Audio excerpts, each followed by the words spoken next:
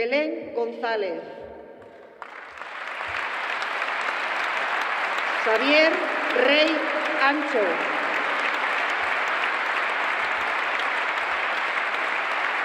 Eta Galdakao bertako Kepa del Hoyo.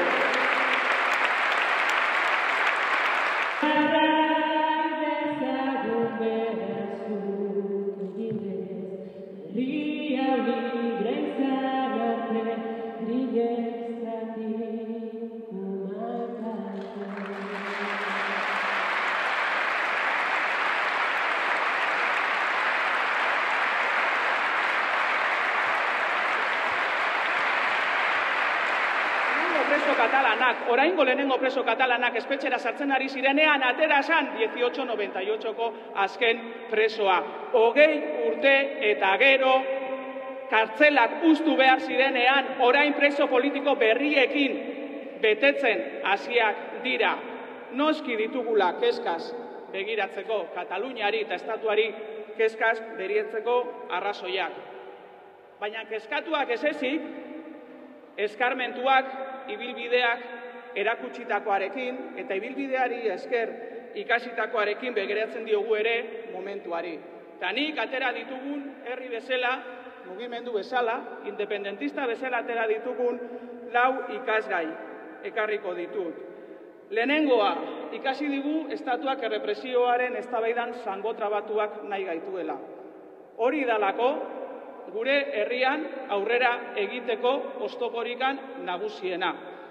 Eta hori bakarrik ez, aurrera ez egiteko, benetan eman ditugun urratsak izkutatzeko erabiltzen da errepresioa. Hori da estatuari kendu genion gaitasuna, ez dago beraien esku politikoak diren edo ez egitea. Bataila hori irabazi genuen, ez gaituzte bataila horretan berriro sartuko. Eztabaida ez delako dauden edo ez. Eztabaida da, nola aterako ditugu, non dago ateratzeko biderik emankorrena, eta nola egingo dugu kalera ateratzeko bide hori azkartzeko. Hori da tokatzen den eztabaida politikoak diren edo ez, herri honek irabazi duen bataila bat delako.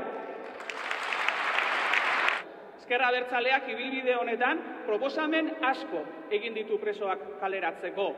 Negoziazioen emaitza izatea, egiten den bide baten ondorioa izatea, gatazkaren konponbidearen eraikuntzan emango dugun aurrera urratsa izatea. Proposamen asko egin ditugu eta proposamen guztietatikan eman dire eta atera ditugu gauzak. Eta proposamen guztiak oinarri berdina izan dute. Proposamenak berea egin dutena herria da. Euskal Herriak berea egin du presoak kaleratzeko bidea eta Euskal Herria mobilizatuz, borrokatuz, kalera ateraz bultzatu du presoak kaleratzeko egiten ditugun proposamenak eta orain ere horrela izango da.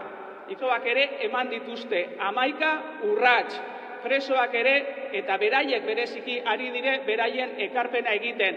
Urrats horiek alperrikoa dira, gu etxean geldituz, urrats horiek babestu, bultzatu eta urrats horiek emankorrak egiten ez baditugu. Larun batean ikusi genuen Iruñean, ikusi genuen herri hau ez duela mobilizatzeari euko egin. Herri honeri esaiola oraindik orain erakutsi injustizia baten aurrean beste aldera begiratzen. Ez dago aitzakirik, orain tokatzen da, gure esku dago herri hau, herri honetan mobilizatzera, gure erantzunkizuna da, presoak kaleratzeko bidea guztion indarrarekin bultzatzea. Ez dago aitzakirik, etxean geratzen bagara, beraien eskutan, dauden presoak beraien esku geldituko direlako, eta Euskal Herriak aurrera egiteko behar du presoak kaleratzea, baina batez ere eta bereziki Euskal preso eta ieslari politikoek merezi dutelako. Larun batean Bilbon ikusiko gara eta beti egin dugun bezala, txinaurrilanakin, herri azkena etxera ekarri arte. Gure Euskal Herriko preso eta ieslari politikoak! Udaz geroztik Euskal preso politikoak eztabaidaren erabakiak gauzatzen hasi dira. Ibilbide juridiko berri bat arakatuz eta legedia arruntak eskaintzen dituen bideak ibiliz. Erabaki kolektiboetan oinarritzen den jarduera individualizatua da. Pero sobre todo se han generalizado las peticiones para salir del primer grado. El 95% del colectivo se encuentra clasificado en ese régimen cerrado, que además de las condiciones de vida infrahumanas que les imponen, les impide acceder a sus derechos así como a los beneficios penitenciarios. Hoy en día son un centenar las personas encarceladas que han pedido de un modo u otro la progresión del primer grado. No una vez, sino en 4 ocasiones y en 4 instancias se les niega con los mismos banales argumentos la posibilidad de acceder al régimen ordinario. Salir del primer grado es, por lo tanto, una reivindicación política de primer orden, tanto como el acercamiento a cárceles de Euskal Herria, la liberación de los presos enfermos y mayores de 70 años o el cómputo de penas cumplidas en estados de la Unión Europea. Gaur, preso politikoen nazioarteko eguna dugun honetan, ozen aldarrikatu nahi dugu euskal presoen izaera politikoa, gatazka politiko eta armatu baten ondorio zuzena direlako.